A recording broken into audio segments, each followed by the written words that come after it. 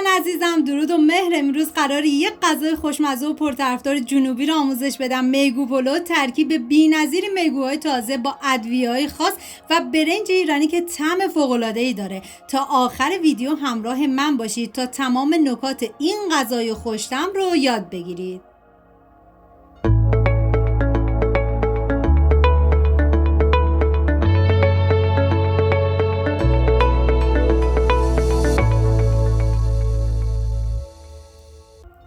مواد لازم: شوید تازه، شوید خشک، میگو، پیاز، زعفران و ادویه هم شامل نمک، فلفل قرمز، ادویه کاری و زردچوبه هستش.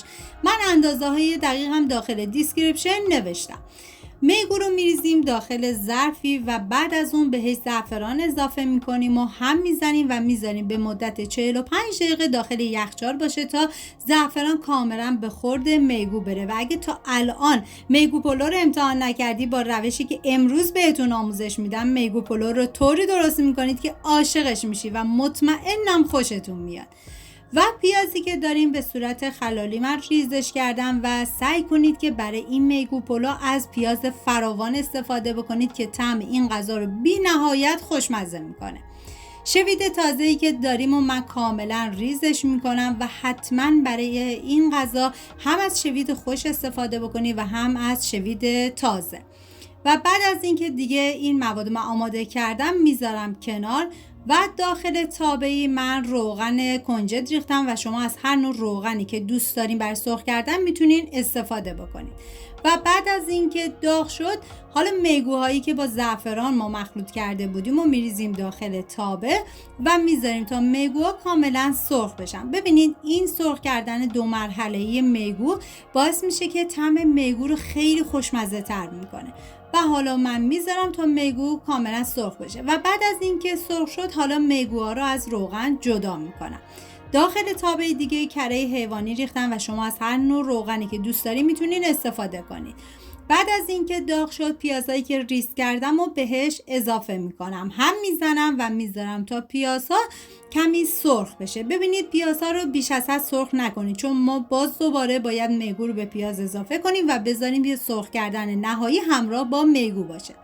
و حالا ادویه ها رو من بهش اضافه میکنم: زردچوبه، فلفل قرمز، ادویه کاری و نمک. هم میزنم و میذارم تا ادویه ها تف بخورن و عطر ادویه ها آزاد بشه.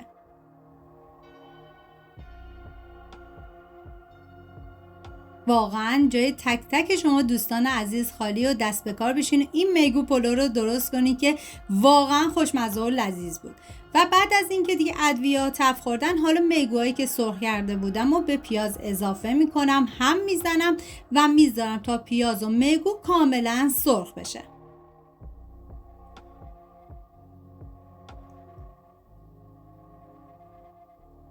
و بعد از اینکه دیگه سرخ شد، حالا من یک قاشق غذاخوری شوید خشک رو بهش اضافه میکنم و دوباره هم میزنم و میذارم تا شویدم یه تفت خیلی مختصری بخوره.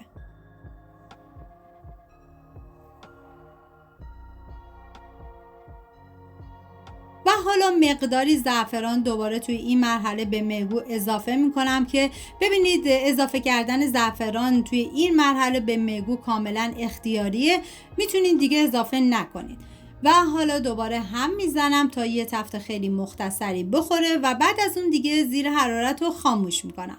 داخل قابلمه من آب ریختم. بعد از اینکه به جوش اومد برنج رو بهش اضافه کردم و بعد از اینکه برنج کمی دیگه پخت و کمی دونه داشت، حالا شوید تازه رو بهش اضافه میکنم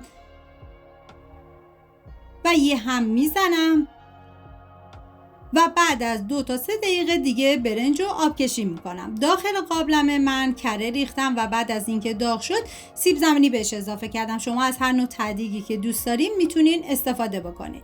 و بعد از اون لایه اول رو من برنج میریزم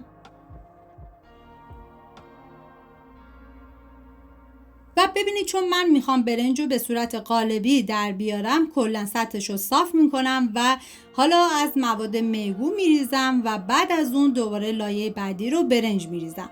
این کار رو تکرار میکنم تا لایه آخر. ببینید لایه آخر حتما برنج باشه و اگر که نخواستین مثل من قالبی در بیارین، هر دفعه که برنج رو میریزین از کنارها قشنگ بیارید به سمت بالا که به دور قابلمه نچسبه. بعد دوباره من مقدار شوید خشکم بهش اضافه میکنم